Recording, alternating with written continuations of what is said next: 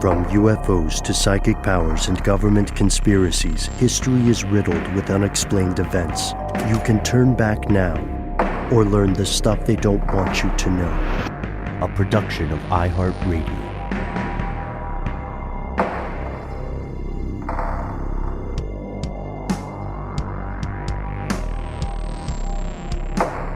Hello, welcome back to the show. My name is Matt. My name is Noel. They call me Ben. We are joined, as always, with our super producer, Paul Mission Control Decant. Most importantly, you are here, and that makes this stuff they don't want you to know. Coming to you again, live, direct, in full effect, in the midst of a global pandemic that hasn't been seen since the beginning of the 1900s. This is our third episode on the coronavirus pandemic. And, as we said in earlier episodes, just like when we were covering Epstein, this is an ongoing event. It's one that we, like everybody else out there in the world, are keeping a close eye on. And in our previous episode, toward the end, I'd mentioned we weren't able to get to all the conspiracy theories about COVID-19 in a move that should surprise no one. These conspiracies are still around. In fact, they're even more. But let's start, as always, with the facts, because there are some much needed updates we want you to be aware of. So here are the facts. Yeah, I think it'd be smart to take a look at the global state of COVID-19. At this point, we have a confirmed death toll due to the coronavirus that's approaching 100,000 worldwide. And as COVID-19 is detected in India, the Ivory Coast, Brazil, and more, the fears begin to grow that the infection could ravage particularly densely populated lower income areas, neighborhoods, slums, many of which don't have clean running water or access to medical care, let alone equipment that the rest of the country is obviously lacking and is in very short supply, like ventilators. Well, yeah, and personal protective equipment. Just something as simple as masks and gloves, things to protect healthcare workers. It's crazy. Even around here, like at my pharmacy, they're sold out of gloves and masks. You can't really buy them. And I've seen so many people making these cloth masks, and the CDC just put out an infographic showing the protection level against certain, materials, of course, first and foremost being viruses. And those cloth masks are apparently 0% effective in protecting you against the virus. Well, it's also the function of the cloth mask is that it protects other people. You know? Totally. No, and I see that's very important. But I think there's maybe a misconception in some folks that those are apples to apples to those much more medical grade surgical masks and the ones that are used in industrial situations that have the little filter on the front. Well, we've had people writing in and calling us who are healthcare workers or people working in this industry to try and stop this thing and help people who are dealing with COVID-19. And they have mentioned to us that they, imagine like what they're doing. Imagine going to work every day, exposing yourself to people that have been infected, are infected. You have tested them, they're infected, and you don't have the proper equipment like you're talking about there. You've just got something you created, like a handkerchief over your face, just pulling your shirt up in order to protect yourself. Like that is mind-boggling to me that could happen anywhere in the world today in 2020. Well, and a really spooky thing that's been happening is the federal government has been quietly commandeering medical supplies and diverting orders of medical supplies placed by hospitals. And quietly? It's unclear. Come on. Well, yeah, exactly. But it's unclear what they're doing with it.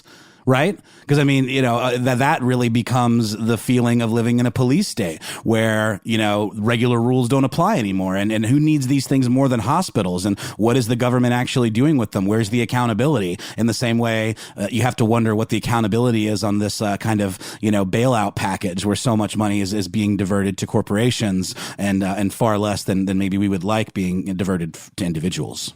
I have some pretty choice things to say about that as we get toward the conspiratorial side of today's show. In the meantime, I would like to recommend a show called It Could Happen Here. It's a peer podcast of ours by guy named Robert Evans. I'd love to have him on the show too at a later date. Yes, please. Getting a thumbs up from Matty Fred there. But you guys are absolutely right. You're 100% right. And before we go into the U.S., let's explore the world a little bit more. That's something everybody wants to do while we're in quarantine, right? Multiple companies are declaring bankruptcy already. Over the first 2 months of 2020, more than 240,000 companies in China alone went belly up. As a matter of fact, right now, we mentioned the UK Prime Minister Boris Johnson. After bragging about how he loved to go to hospitals and shake hands, he came down with COVID-19. He was in ICU. He is on the mend, according to the official government statements. But the doctor who tried to warn him to practice social distancing, that guy contracted COVID-19 and died. To your point, Matt, you can see these harrowing videos of medical professionals on the front lines. I'll send you guys one of a guy who's showing his suit up process, and it's insane. Even sped up, it takes forever.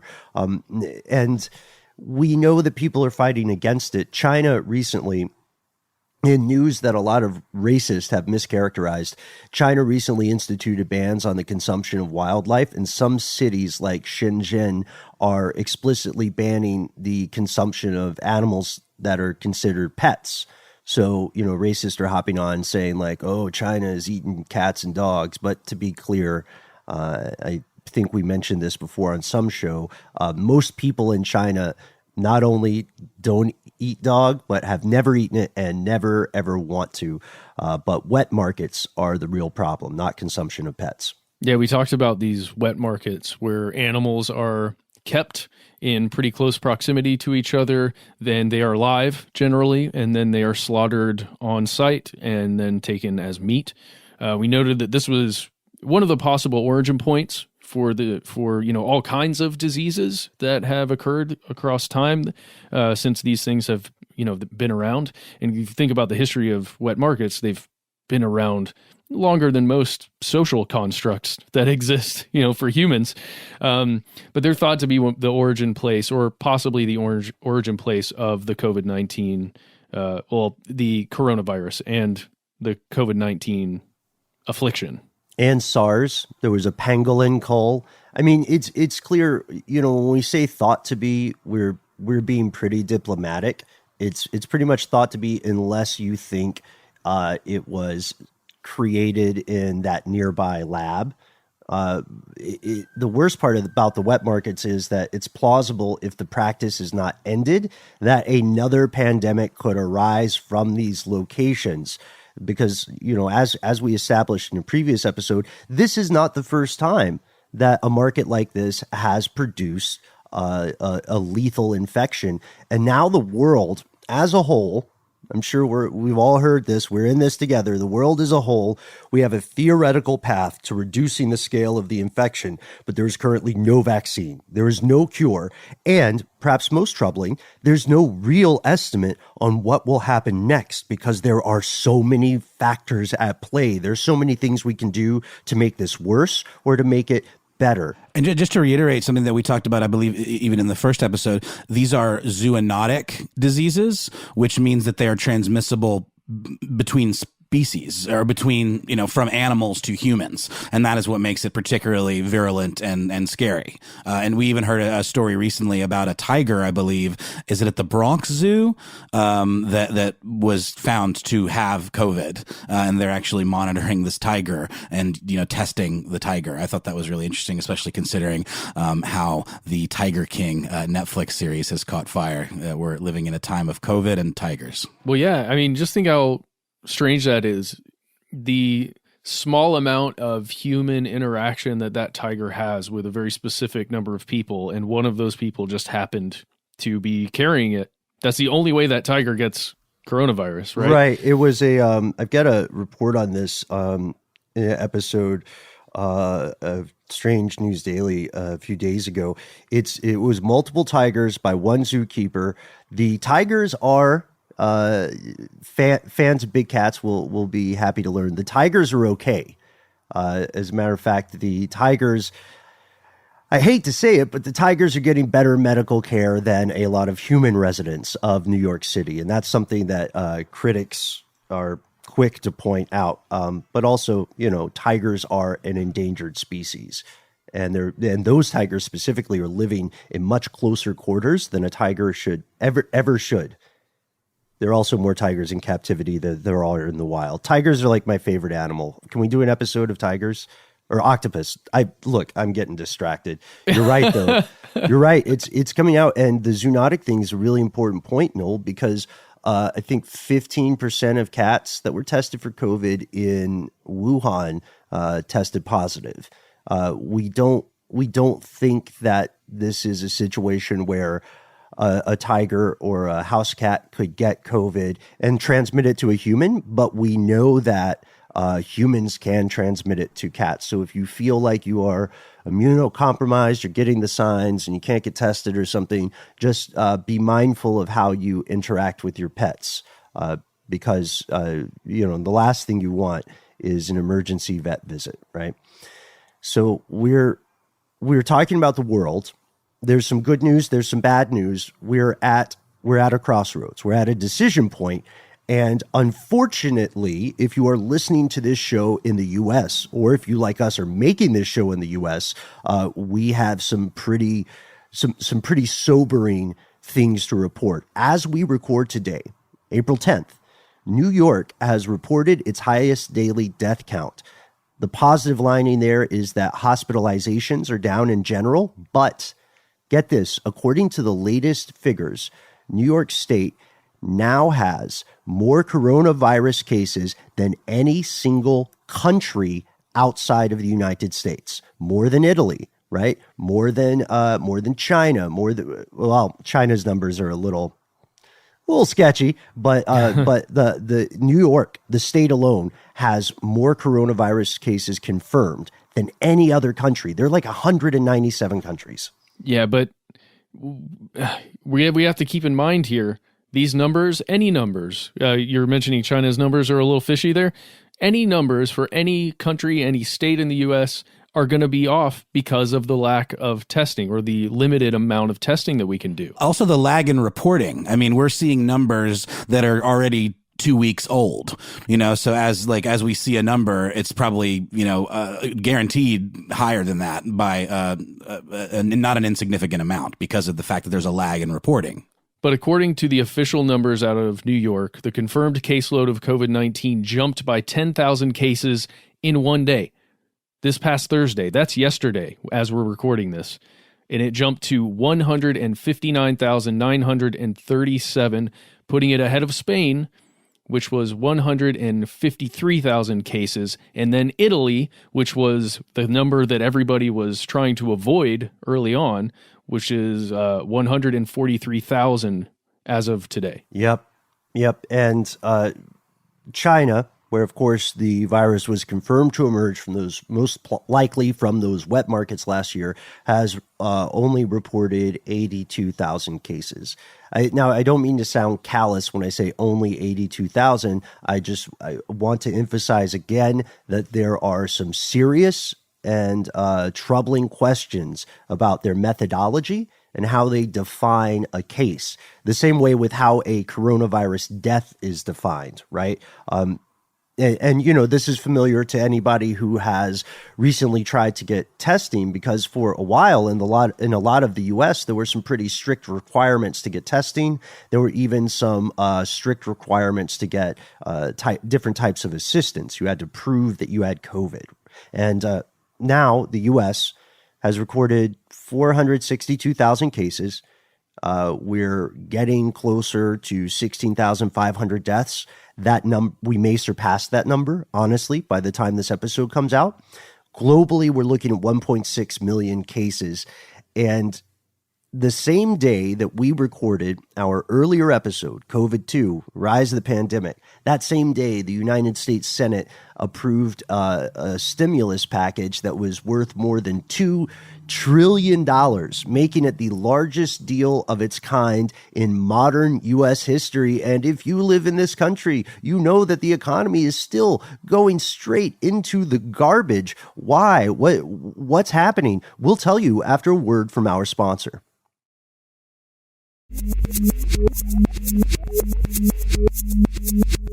And we're back. So this stimulus package, first off, no one really, let's be honest, folks, no one really has a grasp of how much $1 billion is. Not even Dr. Evil in Austin Powers. We clearly have no understanding what $2 trillion really means. This package is supposed to, or was supposed to, help the country and the people who live here respond to this coronavirus pandemic by providing direct payments, right, to people and jobless benefits, and then also giving money to states, and then, of course, a gigantic, a Leviathan-sized bailout fund for various businesses. And I'm not saying that any of those things are bad. You know, on paper, they're very good. And a lot of people hearing this have just struggled to figure out rent for April. You know what I mean? This is serious. And the problem here is that this bill is more than twice the size. It's more than twice the size of a similar package that Congress passed back in 2009 during the days of the Great Recession. That was $800 billion.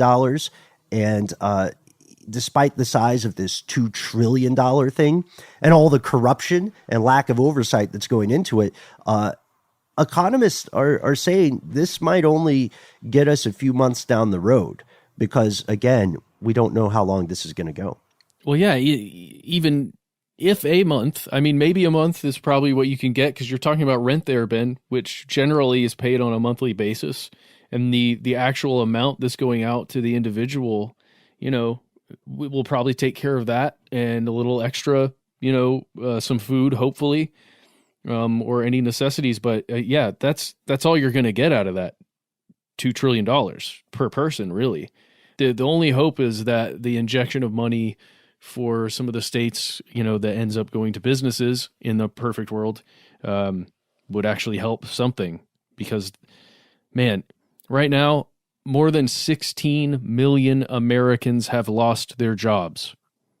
Unemployment may well be the second epidemic that we're facing here, in this country at least. And again, that situation is going to be true across the world because of the nature of having to stay apart from one another and stay home. Small businesses are just getting hammered right now. Absolutely. You know, we have a lot of people who are fighting to keep a job. We have a lot of small business owners. Some of our fellow listeners are small business owners who are doing innovative things just to try to keep the lights on. For a lighter note on this, I would add, for instance, you'll hear all these stories about people doing very creative, unorthodox things like restaurants staying in business by only doing curbside takeout or no contact delivery. One example that's a little bit bawdy, if you'll excuse the crassness, is something called Boober Eats out in Oregon. There's a strip club called the Lucky Devil Lounge, and you know these adult dance clubs shut down just like a restaurant or something. And so to keep his employees working, the guy who owns I think his name's Sean Bowden, the guy who owns the place started like an Uber Eats thing where they would have dancers come deliver food to people. And he started it as a joke, but people took him up on it because they wanted to support the business. So people are finding ways around it, but those are very, very small sparks of light in a very, very dark landscape. And I agree with you, Matt. Absolutely, Ben. And Matt, to your point about small businesses, and to the point we mentioned earlier in the episode about this $2 trillion coronavirus relief package, there's an author and a research director at the American Economic Liberties Project by the name of Matt Stoller, who wrote a column for The Guardian, basically talking about how the coronavirus relief bill, because of the lack of oversight, it could potentially become a corporate coup if the government isn't careful, because with all of these small businesses failing, we could potentially, to the point that he makes, is emerge with just like some sort of crazy monopoly, or bigger than that, oligarchy. I don't know, where there's just like maybe 5 or 6 corporations that control all of the goods and services for the entire world. Yeah, similar to, I don't know about the entire world, but it's similar to what they call a chaebol or chaebol in South Korea, like this conglomerate that runs everything, and we are looking at something that could be, very bad for the average person. But yeah, you're right, Noel. We are running the risk of a huge consolidation, and not necessarily something that is a good thing overall. I mean, they're also, think about this, like the politics and business, they're fingers on a hand. You know what I mean? As different as they may try to appear, they are fingers on a hand, and it doesn't matter what sort of political ideology you ascribe to. They're, at least here in the U.S., they're both supported by big business. And there are also clear and present concerns that this pandemic may interfere with the upcoming presidential election here in November 2020 in the U.S. I mean, primaries. So we have a lot of listeners who have written into us through one platform or another, who have basically asked us, what the hell is going on with the voting system in the U.S.? And it is like complicated, partially by design. But so we have these things called primaries. Again, this goes for, it doesn't matter what political party you vote for. If you want to vote, you do a thing called a primary, where you kind of like, if you're a Republican or if you're a Democrat, there are going to be multiple people who want to be the Republican or Democratic candidate or what have you. So before you actually vote in November, you go do this other voting thing where you vote between there are 5 Democrat candidates, you vote for the one you like, or there are 5 Republican candidates, you vote for the one you like. And this is already getting pushed off. Like a ton of states haven't been able to vote in these primaries, and they were supposed to. So what does that mean for November? It's scary.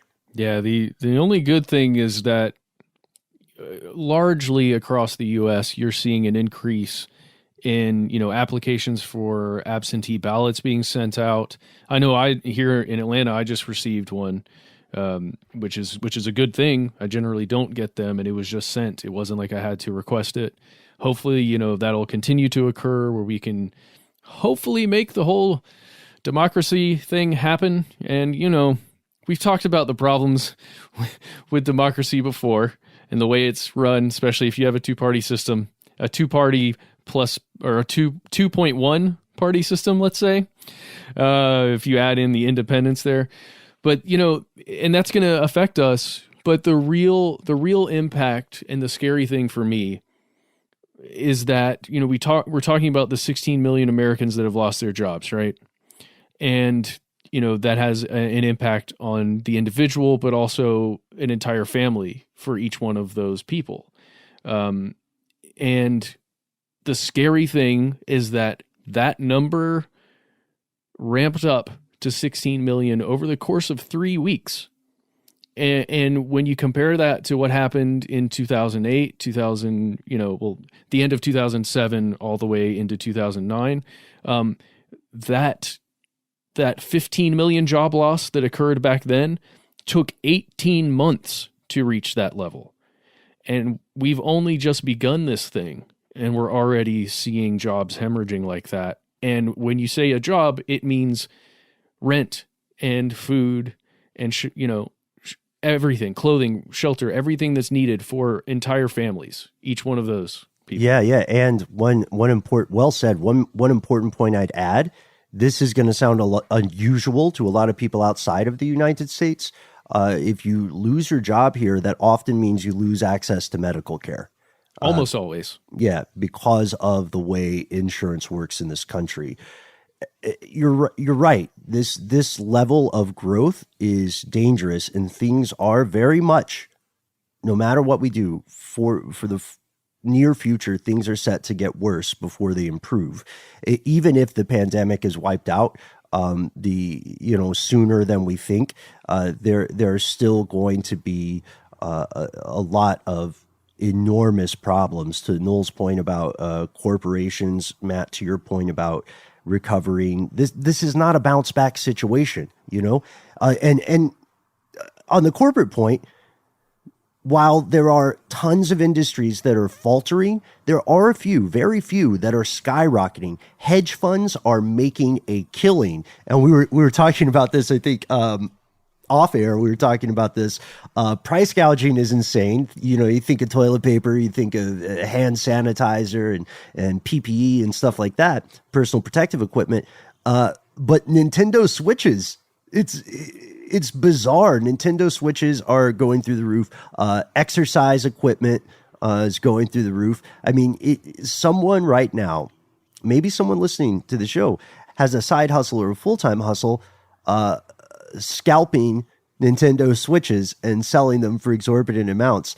And or scalping toilet paper and paper towels.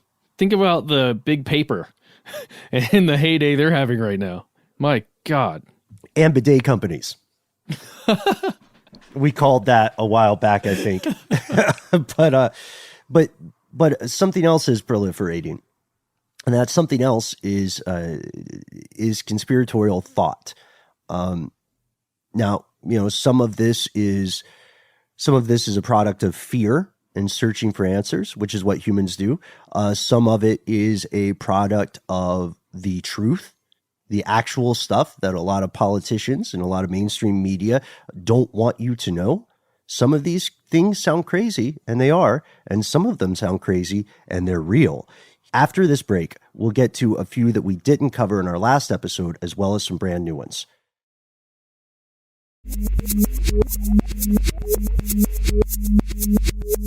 Here's where it gets crazy. Let's talk a little bit about the religious angle, or some allegations pertaining to religion surrounding the coronavirus. There are a few distinct religious aspects that are coming to a head right now in the days of corona.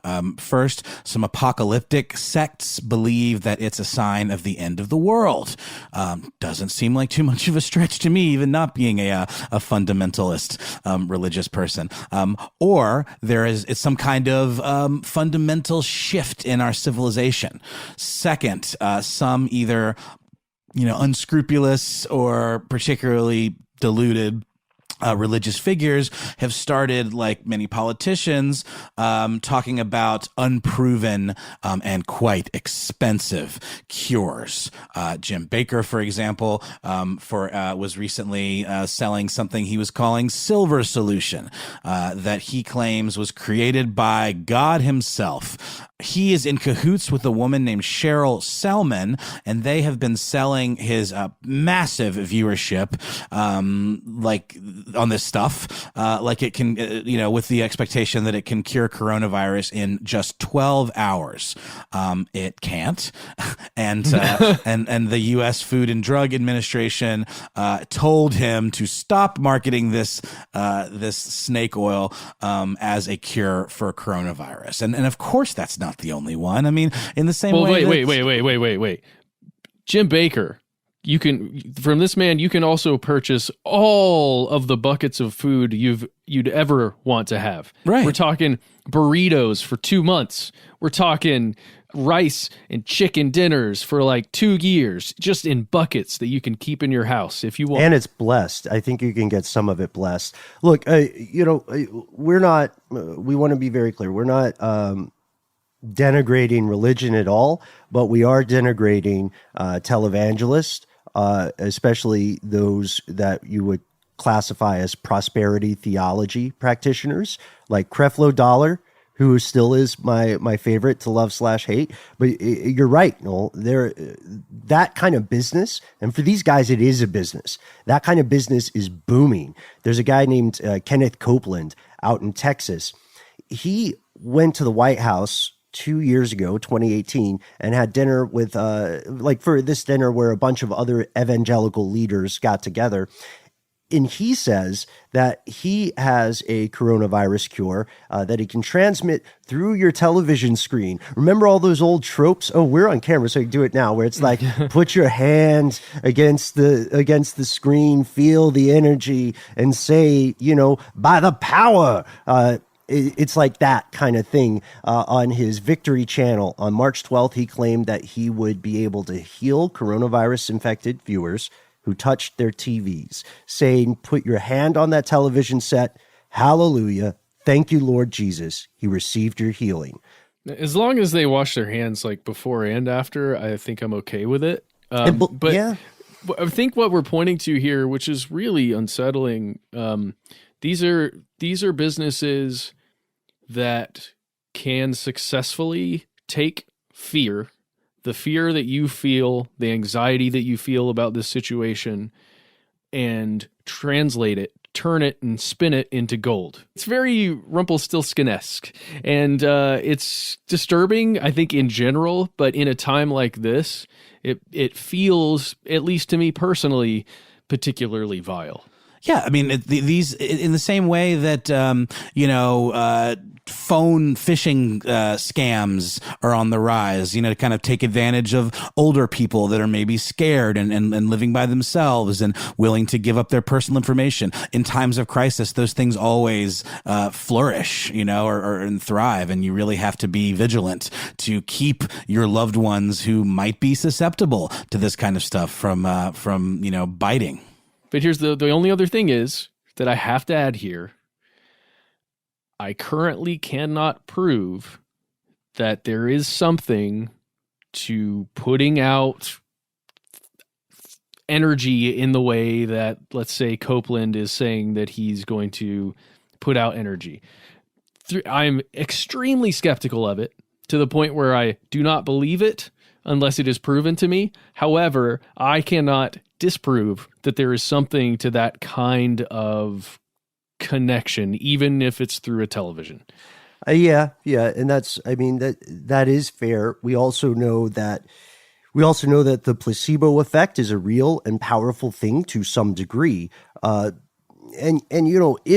If someone making these claims, if they personally believe it, then if they believe what they're selling, then it's kind of like Merlin in Mark Twain's A Connecticut Yankee in King Arthur's Court. We can't call them liars. We can say that maybe that practice is not as effective, or maybe it's ineffective. But if they're not actually harming people, then it's their choice to do as they will. The problem here is that they could be harming people, at least in the cases we outlined. And this idea, though, still what's interesting here, by way of segue, is that the difference here is that they're not purposefully hurting people. In fact, they may believe that they are helping people. However, there's another conspiracy theory that says this disease, this infection, is purposely designed to target certain demographics or to injure certain people, right? It's a population control, or it's a weapon of war. This is quite a popular theory in Iran. The supreme leader, Ayatollah Ali Khamenei, has refused American assistance to fight the new coronavirus and said that it could be man-made by the U.S. government. And really, that's a little misleading, because the issue is that the U.S. offered a certain kind of help. And look, COVID is out of control in Iran. The U.S. offered a certain kind of help, and Iran had requested another kind. They said, lift the sanctions, because, the sanctions that have been placed on Iran and Cuba as well have interfered with the transport of medical equipment and assistance. People are literally dying. Others, of course, as always, accuse Israel of manufacturing the weapon, or obviously they accuse China of creating the weapon. At this point, it's kind of like the conspiracy theories about HIV as a weapon. It's just such a dumb thing. If you were designing a weapon, there are better ones to design. And this, it's surprising that this is still proliferating out there. We talked about this in the past. It's still there. It's gaining grounds. I just want to add here, I agree with you, Ben. I just want to add here that when you're thinking about Iran, because of coronavirus, maybe we've kind of forgotten, but we are actively engaged in maybe not a proxy war, but there are actual firefights, actual hot conflicts that are occurring in Iraq between U.S. forces and Iran-backed militias, I believe, that were the targets by the U.S. Hezbollah. Yeah, so I mean, that's still happening, and that's been happening, that kind of behind closed doors battling has been happening for so long between Iran and the U.S. Just trying to add that other side there, like the reason why maybe Khomeini doesn't want assistance from America in any way, and also just due to all the things that we've outlined in the past about the relationship between the two countries. Yeah, absolutely. I mean, unfortunately, it's a very old story, right? And this is just another chapter in a disturbing book. So we've outlined a couple problems, but we want to give you we want to solve something for you, and we think we've done it. We have new revelations. We have found the truth, or we're on the way to finding the truth about one of the most popular recent conspiracy theories related to COVID-19, the idea that 5G technology is responsible for the virus or responsible for what's being perceived as a virus. We'd mentioned this earlier, but there's more to the story. Yeah, it's true. Just a few days ago, there were at least 3 attacks on cell phone towers in the UK and in Ireland that authorities believe were related to the 5G coronavirus conspiracy theory. But there is proof that a conspiracy of some kind really does exist here.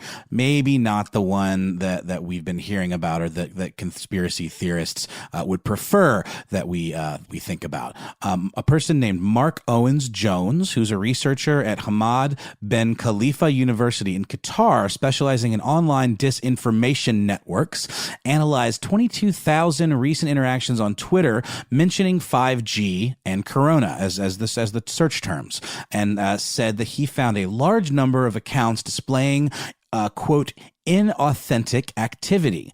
So like bot type accounts, I imagine. He said the effort bears some of the hallmarks of a state-backed campaign.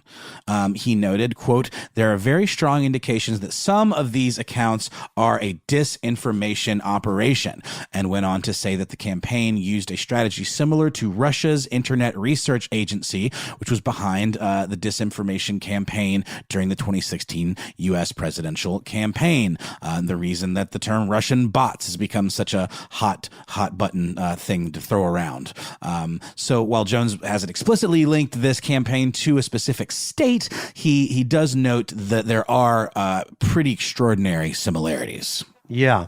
In short, the spread of the 5G conspiracy theory is itself a conspiracy.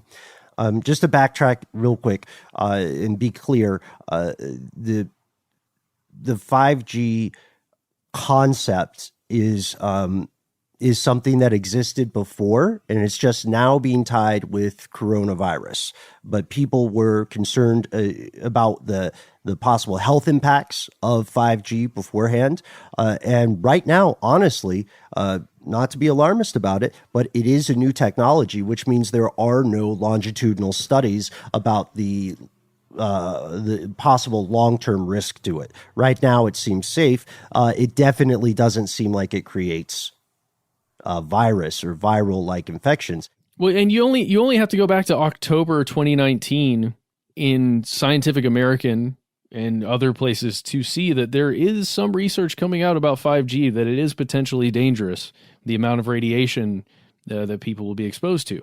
That doesn't mean it has anything to do with coronavirus. It makes me ask, and just to go off topic just ever so slightly, how does this stuff get pushed through so quickly without, if there are these concerns, and if there is even some research already showing that this level of radiation is dangerous, like how are we as a country just fully on board with 5G? It sure seems like an example of like commerce being put in front of the general well-being of people. Well, I mean, if you go to like the New York Times or Wired right now, around that same time, December and part of the summer of last year, 2019, everyone is doing their best to say, no, look, there's no actual harm that's going to be caused by, using your phone or having a 5G device with you or having 5G transmitters near your home or anything like that.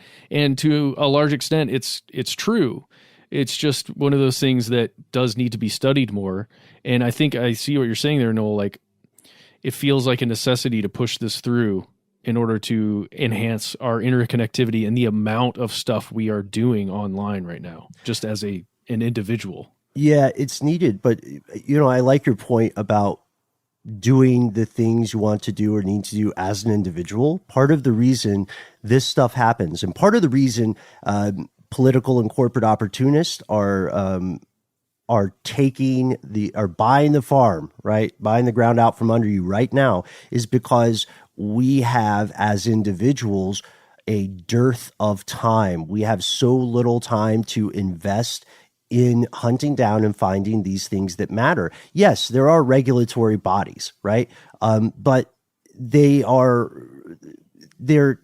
things that you have to go look for, right? The FCC, for instance, doesn't go public and blast out across broadcast channels any policy, every policy decision they make. You have to look for it, right? And it's the same with these kind of approvals. The onus of the activity is on you as the individual. Is that the way it should be? Probably not. Are things getting passed that the average person would object to? Yeah, probably. But that is the way it is right now. That doesn't make it right, but that's what's happening. That's how these sorts of things can continue. If you want to learn more about bots, check out the excellent episode we did with Joe McCormick from Stuff to Blow Your Mind about Russian bots. The only thing left, the only piece of the puzzle here on the 5G conspiracy is figuring out who is controlling the bots. Anti-Russian types will say it's Russia. Anti-China types will say it's China. And then, anti-US types will say it's the US. But the truth is, at this point, we do not have proof of the puppet master's identity. We just know that, when you see celebrities like Woody Harrelson or the British celebrity Amanda Holden, when you see them plugging these kinds of stories and this kind of information, they're probably not in on it. You know what I mean? Like, I don't think Vladimir Putin or some other leader of a country contacted them like, hey, Woody, love you and cheers. Help me terrify the public and make sure that people are scared of 5G, as you said, guys, for the wrong reasons. You know who it is, Ben? Who is it? It's Big 4G. That's who's behind it. Finally, Big 4G. Yeah, that's the elephant in the room. I guess one of the last things we want to talk about today is that we definitely knew something was on the way. Here in the U.S., officials knew something was on the way. You can find an interview from NBC with 2 current U.S. officials and 1 former U.S. official who went public and said that U.S. spy agencies were collecting raw intelligence about Wuhan, China specifically back in November, and they could tell that there was something going on, and they could tell it was a public health crisis. And now they say that this was not initially understood as the first warning signs of a pandemic, but they had situation reports. You know what I mean? They had overhead images. They had intercepted communication that showed health facilities were going into hyperdrive. And this was given to the feds and various public health officials way back in November. Recall again that the insider trading started to occur in January. And even when U.S. officials realized the magnitude of this problem, there wasn't very much action, right? We didn't take a lot of steps as a country to ready ourselves for a pandemic like the Spanish flu epidemic. There was no effort to boost those stockpiles of medical equipment we're hearing so much about. There's no effort to encourage social distancing. As a matter of fact, if you think, I don't know, I don't want to be unnecessarily frightening to people, but if you have been counting on 6 feet distance to keep you safe, that's unfortunately not going to fly.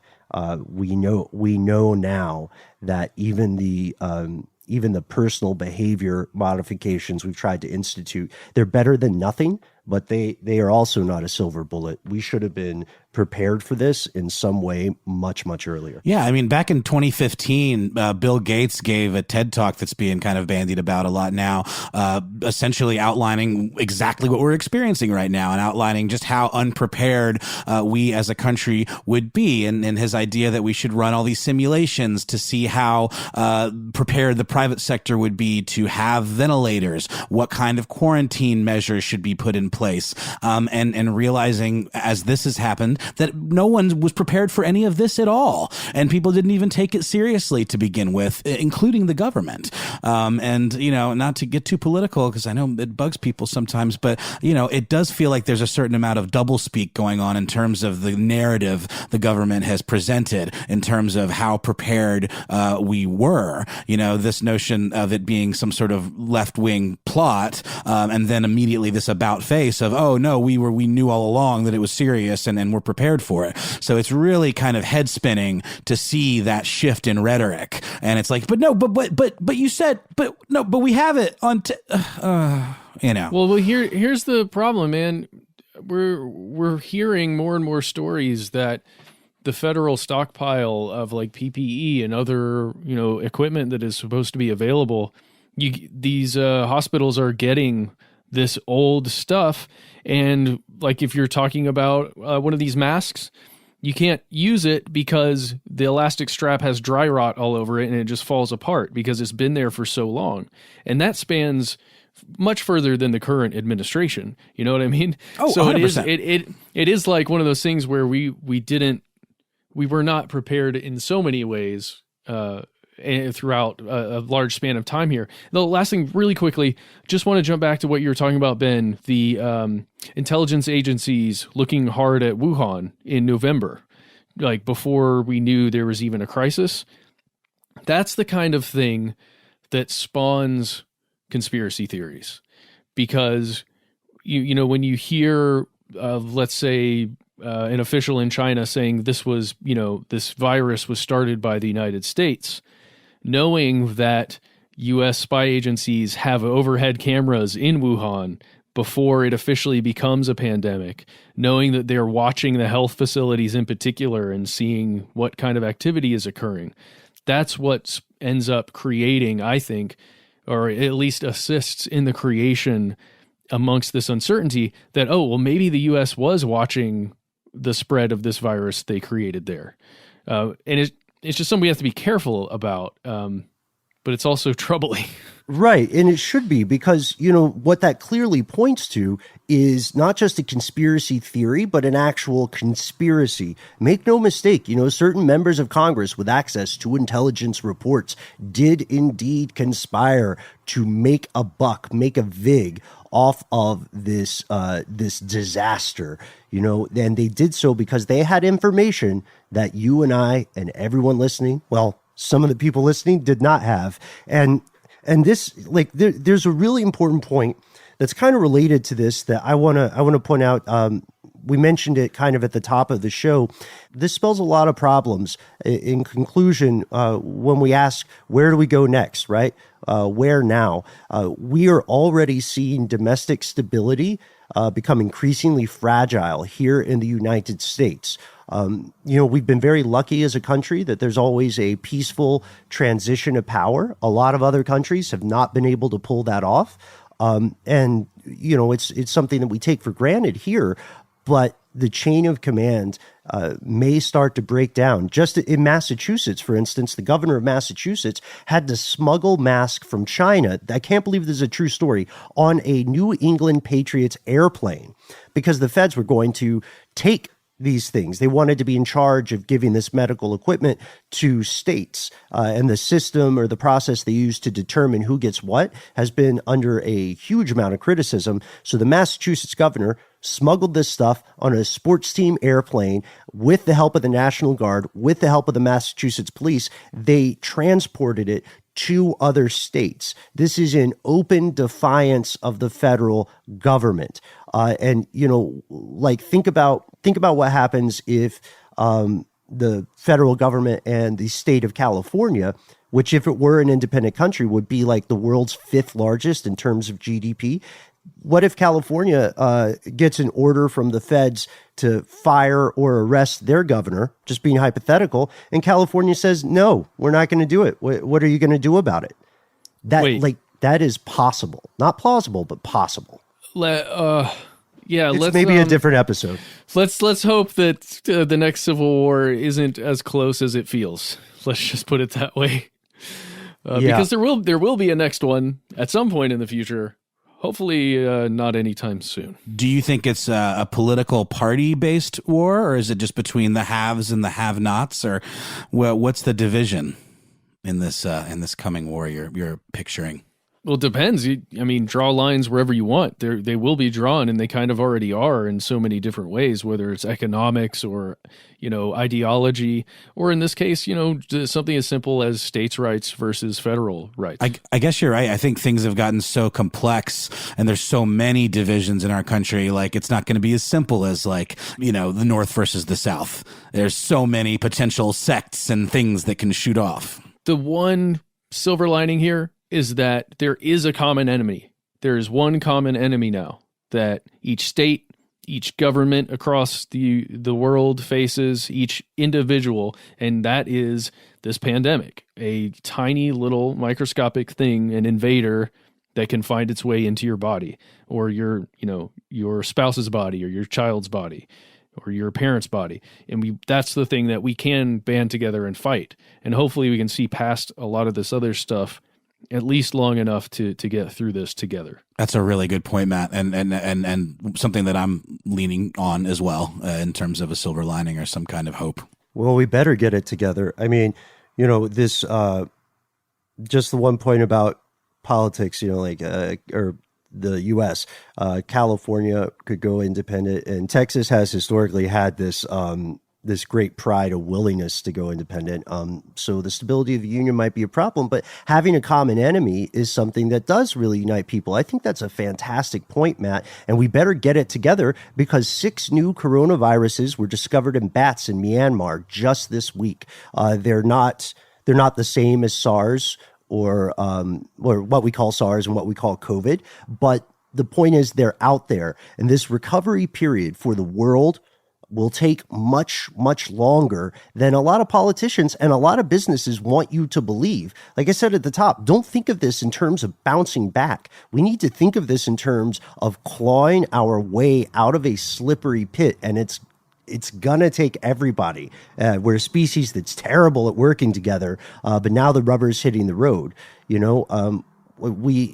know that international trade is already reaching some crisis points. Like, you think that it's bad when you see the grocery store shelves in your neck of the woods empty and you can't get toilet paper? Imagine that happening on a macrocosmic scale with masks, ventilators, respirators, more. The U.S. is taking, and I feel like we have to say this, even though we are residents of the U.S., and I for one, am a patriot. I love this country, but the U.S. is like straight up stealing international shipments of medical equipment. And this is, and other countries are doing shady stuff too. The U.S. is not alone here, but now, as we record this, at least 69 countries have banned or restricted the export of protective equipment, medical devices, medicines, and more. And this seems set to continue. I mean, I don't know. What do you guys think? This feels very much like we are in a moment that future historians will spend years writing about, we're in one of the defining moments of history. Yes. 100%. This is a major shift. And I think a lot of us have already started thinking about this differently. I was really struck by some comments that Dr. Anthony Fauci, I believe is his name. Yep. One of the main people who was fighting against this thing and attempting to advise everybody on what to do. And he basically advised this week on Wednesday, and maybe a little before that, he advised that as a custom, the world, and particularly the United States, stops shaking hands forever. Like, we just cut it out of a thing that we do. And that to me is crazy. But at the same time, it makes total sense. And after going through this, I think everyone will see that as, oh, well, obviously, yeah, you don't shake hands anymore. You don't hug anybody anymore in public. It's not as though it's going to be for a couple of months or even a couple of years. I think this is going to be a social shift across the world.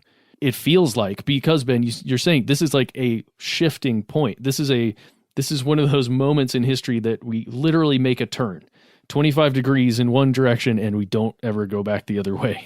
Yeah, Ben, I mean, to your point about it not being a bounce back thing, like even if this were eradicated tomorrow, which obviously isn't going to happen, that's just not how it works, there's going to be a period of distrust and a period of adjusting to, the trauma that we have all collectively experienced as a global society, where there's going to be things, some kind of PTSD as a culture and as a world that we're all going to have to wade our way through, even if all of this just went, blipped out of existence tomorrow. And obviously that's not going to happen. So we're going to be dealing with those various individual and collective traumas for probably a long time. But hopefully, Matt, to your point, there is something we can learn about ourselves and the way we interact with people and the way governments work that maybe can be taken from this and hopefully move things in a positive direction. I would like to believe that. I think shaking hands is weird. Again, I know I say this a lot on our show, but it's like neckties. Sometime over the course of civilization, we just accepted that. It's weird. It doesn't really serve a function. The old story about shaking hands is just to check people for weapons. And you got to admit, man, it's a weird and specific thing. Goodbye to it. I won't miss it. I'll miss a lot of things, but I won't miss just rubbing palms with some stranger right off the jump when I meet them. That's so weird. I love the human physical connection of shaking a hand. I am a huge hugger, and beware, I will hug you. Don't come too close. I will hug you. You've gotten us before. Yeah. I mean, that's on, like, seriously, on a very personal note, that is how I met my wife, by randomly hugging her. And like I, losing that kind of interpersonal connection, even with a total stranger, showing that connection that, we're both the same. I don't know, not being able to do that physically and having to do it either with an emoji in the future or whatever else we're going to have to do to communicate that kind of feeling. That troubles me deeply. But who knows? Maybe that's where we're headed, guys. Let us know what you think, folks. Shaking hands, you love it? You're going to miss it? What's your take? We still haven't made a secret handshake for conspiracy stuff, and now we maybe never will. But we want to hear from you. We want to hear your stories, your experiences from your neck of the global woods. Find us on Facebook, find us on Twitter, find us on Instagram. We're Conspiracy Stuff or Conspiracy Stuff Show.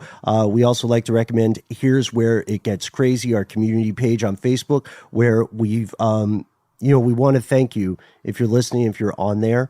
Facebook isn't perfect, but this has been a really strong community, and thanks to our mods as well. And thanks to everybody who's been calling in to our number, just leaving us some really great insight, and just knowing that you're out there and hearing your voice, just talking about that personal connection. It's just one step closer to actually, having an actual moment with you when you call in. So we really do appreciate that. If you want to leave us a message, our number is 1-833 stdwytk. And we look forward to hearing from you. Anything you want to talk about, just leave us a message. We're listening. And you may well get a call back from Matt in the wee hours of the night and have that personal moment. Matt, I am always blown away by how good a steward you are of this call in, and you really treat it with a lot of respect and care, and I really appreciate that. Well, I apologize in advance, both if you don't receive a call back from me, and especially if you do. If you don't want to do that, you can find us on the usual social channels of choice. We would really like it if you joined our Facebook group. Here's Where It Gets Crazy. I think all you have to do is name one or all four of the members of our crew, or just make a reference to something you've heard in the show, or just make us laugh. And I think you're in like Flynn. You can also find us on Instagram. We're a Conspiracy Stuff Show or Conspiracy Stuff One, combination of those two on all of the social platforms. You can also find us as individuals. I am exclusively on Instagram at HowNowNoelBrown. You can find me on Twitter at Ben Bolin, HSW. You can find me on Instagram at Ben Bolin. If social media, if that doesn't quite bag your badgers, never fear. If you hate phones, don't worry about it. You can always reach us 24/7 at our good old-fashioned email address. We are conspiracy@iHeartRadio.com.